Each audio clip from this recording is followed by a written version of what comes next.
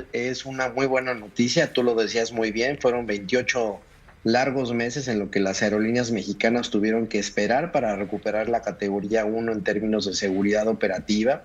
Y aunque, como lo comentamos aquí en tu espacio en varias ocasiones, pues, en el discurso presidencial se quiso distraer un tanto la atención desde mi punto de vista respecto del tema de seguridad física de las instalaciones, incluso del propio aeropuerto de la Ciudad de México, nada tenía que ver con eso, tuvo que ver con los temas básicamente de tres elementos. El primero, las 39 observaciones en materia de seguridad operativa que tuvo que, pues digamos, recuperar la Autoridad Aeronáutica Mexicana. Y por otro lado, también la aprobación de las leyes de aviación civil y de aeropuertos que quedaron aprobadas en este último periodo del Congreso de la Unión. Y por último, la cantidad de recursos necesarios para que la Agencia Federal de Aviación Civil en México sea independiente y que tenga y garantice a lo largo de los siguientes años la suficiencia y autosuficiencia para que las aerolíneas, tanto mexicanas como extranjeras, puedan operar con, insisto, seguridad aérea, y ese es el tema más importante y sin lugar a dudas que es una buena noticia para las aerolíneas, Pepe, pero te diría que también para los usuarios, porque ya lo decía bien el secretario de Infraestructura, Comunicaciones y Transporte, se trata de un incremento no solo de nuevas rutas, sino también de nuevas frecuencias entre México y Estados Unidos, y la operación incluso de códigos compartidos. ¿Qué significa esto? Pues más opciones y más posibilidades para que los mexicanos, por el lado de nuestro país, y también los estadounidenses, puedan trasladarse entre el mercado de México y Estados Unidos, que es uno de los tres más importantes en términos transfronterizos en todo el mundo. Creo que esa es la buena noticia, más allá de que le vaya bien a las aerolíneas, lo hemos dicho aquí en tu espacio. Creo que lo más importante es que tenemos más opciones los usuarios y que eso, en términos generales, eventualmente se pueda trasladar, digamos, en más opciones y mejores precios, tarifas y mucho mejor servicio para los usuarios. Carlos, ¿a qué está condicionado el mantener esta categoría 1 según la Agencia de Administración Aérea de los Estados Unidos, que es muy poderosa en lo que se refiere al flujo de vuelos entre México y los Estados Unidos, nuestro principal socio comercial? Eh, la perdimos hace 28 meses, hace 2 años y 4 meses, pero podría haber riesgo de volverla a perder. ¿Cuál fue la causa de que perdiéramos? Claro, hay que recordarla, te lo pido por favor. Sí, te diría, Pepe, como lo mencionaba, que básicamente son tres aspectos, ¿no? Por un lado, el que el marco regulatorio esté lo suficientemente bien alineado para que en términos de los estándares internacionales de seguridad aérea que son regidos por la Organización de Aviación Civil Internacional, que es un organismo al que se reúnen y se inscriben todos los países a lo largo de todo el mundo, que son reglas en términos de seguridad operacional, y esto tiene que ver con la verificación, pues, tanto de aerolíneas, de pasajeros, como también de carga, la capacitación del personal técnico aeronáutico que pueda hacer todas las supervisiones necesarias, eso por un lado. Y te diría yo que quizás el error que cometimos a lo largo de los últimos años, cuando se perdió y finalmente se recuperó, es que el crecimiento de la aviación en nuestro país no fue lo suficientemente proporcional respecto de los recursos que tuvo la autoridad aeronáutica. Y creo que ese es, ahora que tú lo dices, Pepe, me parece que es la gran lección que debemos de tener hacia los siguientes años, porque está muy bien, hoy la recuperaremos y ojalá que los términos de participación de mercado que perdimos a lo largo de estos 28 meses se recuperen por parte de las aerolíneas, pero hacia adelante, en los presupuestos de egresos de la Federación, la Agencia Federal de Aviación Civil tenga los recursos suficientes para seguir garantizando que este servicio pueda seguirse manteniendo.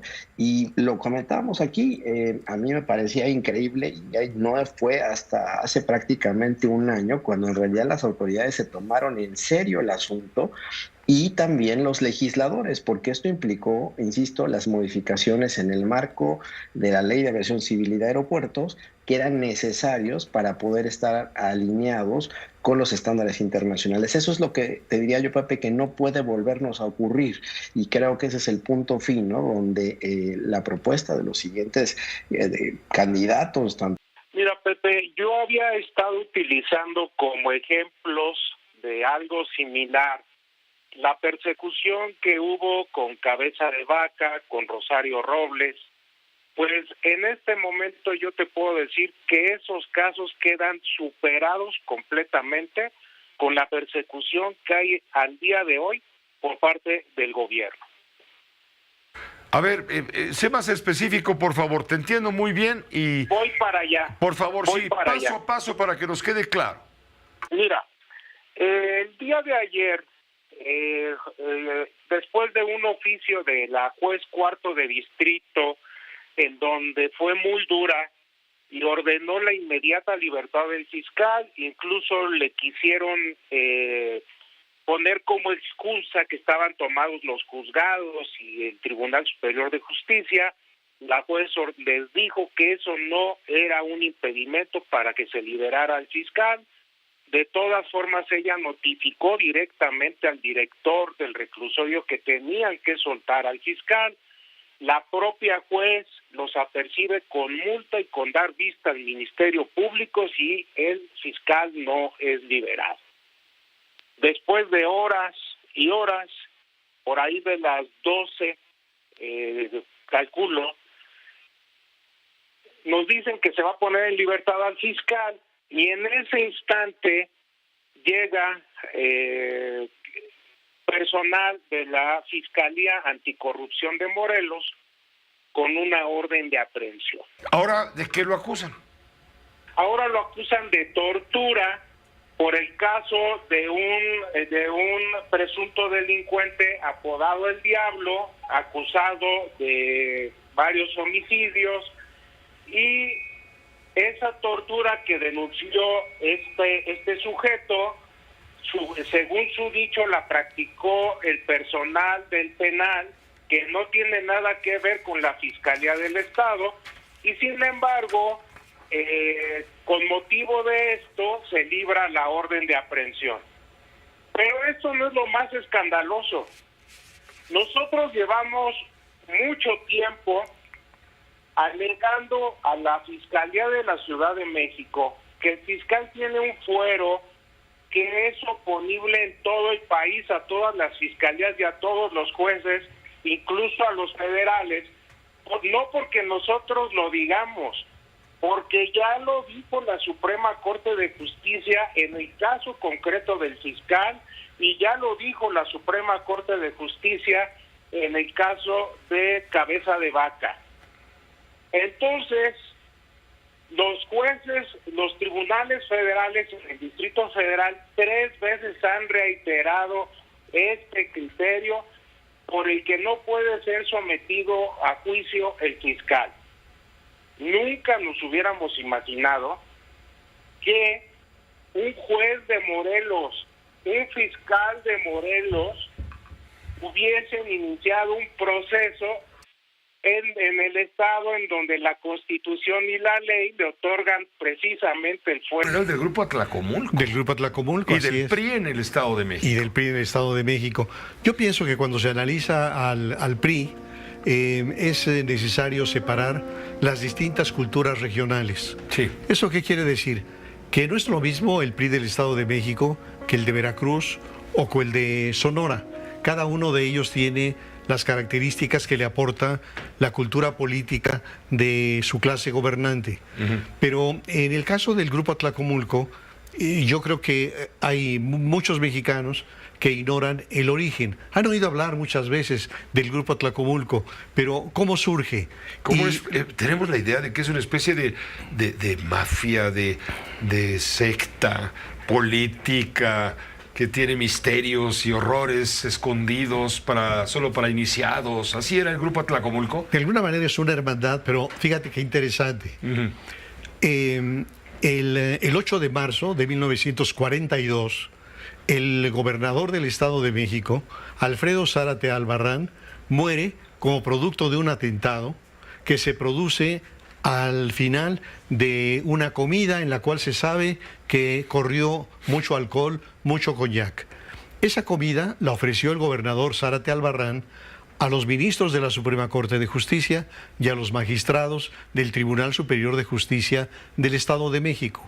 Y casi concluyendo el banquete, se acerca a la mesa del gobernador el líder del Congreso, Fernando Ortiz Rubio, saca la pistola y la vacía al cuerpo del gobernador. No muere instantáneamente. Ahí lo llevan de emergencia al hospital, transfusiones, en fin, pero a los 4 o 5 días fallece como consecuencia de ese atentado. Era presidente de la República el general Manuel Ávila Camacho, el presidente Caballero.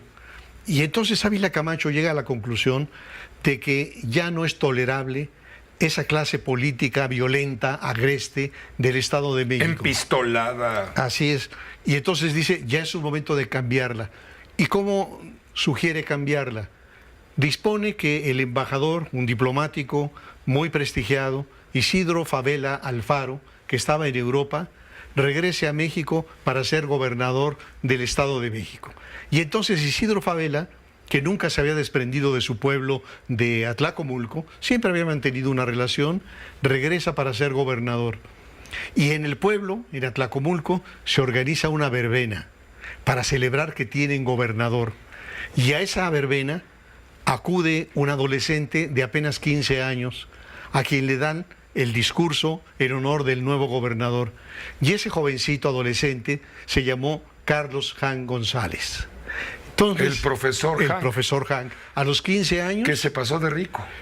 Sí, me parece que es muy interesante esta parte de la historia, porque el adolescente Hank establece una relación de todo tipo.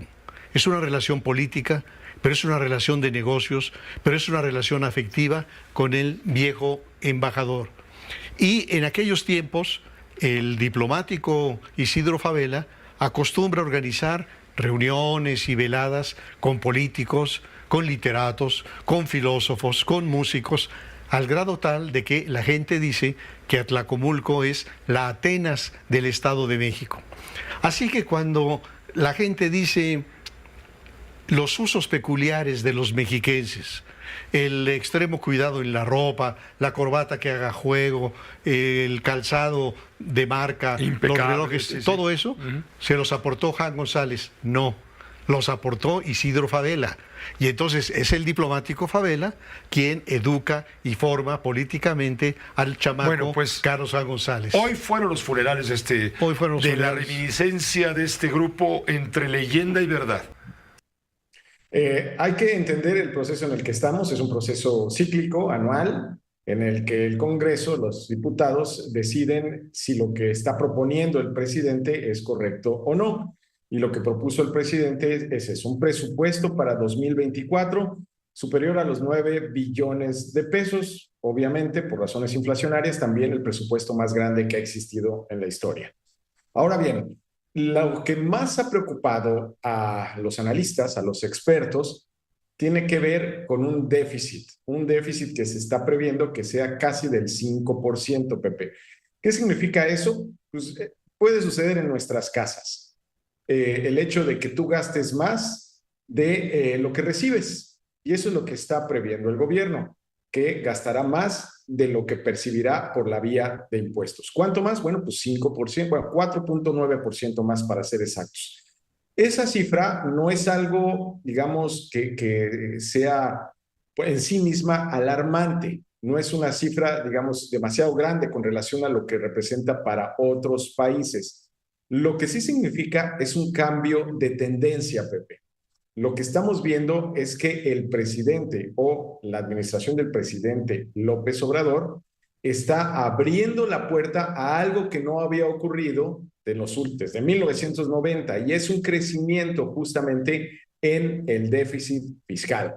Lo que significa que necesitamos pedir prestado para salir tablas con los gastos. Y mientras más crezca ese número, pues más tenemos que pedir prestado. Cuando empezó este gobierno, ese déficit fiscal estaba por debajo del 2% y ahora lo van a llevar a casi un 5%.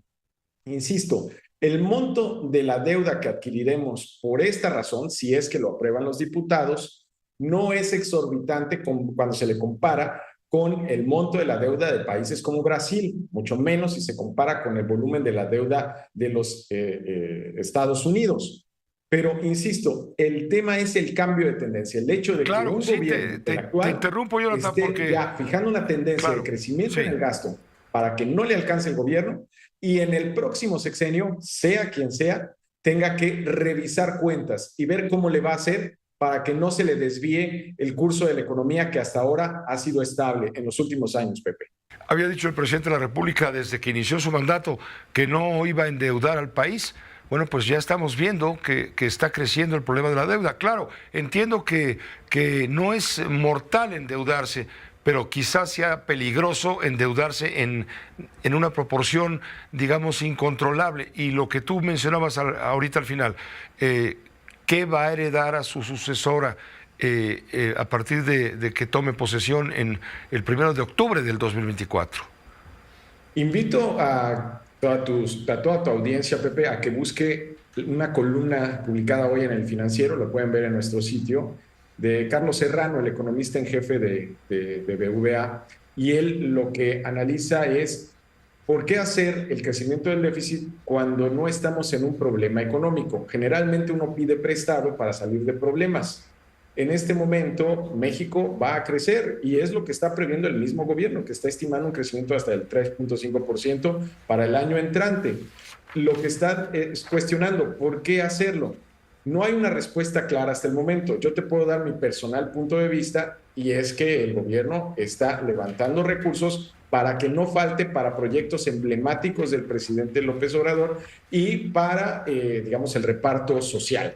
La mayor parte del incremento en el gasto que vamos a tener para el próximo año, Pepe, se va a ir a dos cosas. Una es netamente responsabilidad de este gobierno, el haber decidido que se van a hacer reparticiones, sea para las personas de mayor edad en este país o bien para ciertas personas que califican por estudiantes o por no poder estudiar. En fin, esos programas sociales son los que se llevan la mayor parte del incremento. La otra parte del incremento que se le lleva es el incremento en el costo de la deuda. Como sabes, Pepe, a los gobiernos del mundo se les pasó la mano con la emisión de billetes, particularmente Estados Unidos y Europa, emitieron un montón de billetes y ahora quieren parar esa inflación. ¿Cómo? Subiendo sus tasas, es decir, impidiendo que haya créditos baratos y con eso quieren recoger dinero. Eso lo que está provocando es que la deuda se encarezca, la deuda que ya existía y la deuda que vamos a adquirir. Ahora las tasas las pagamos más caras, inclusive en la hipoteca, Pepe.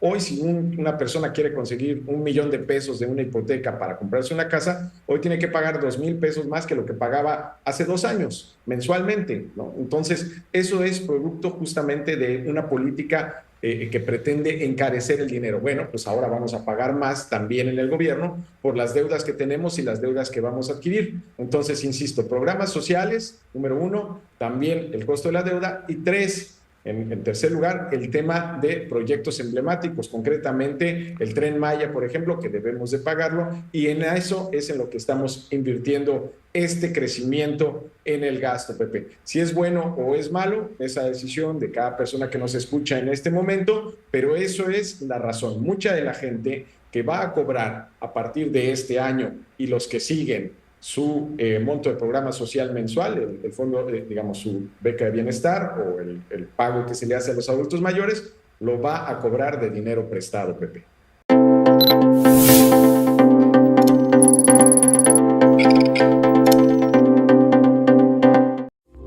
Esta fue una producción de Grupo Fórmula. Encuentra más contenido como este en radioformula.mx.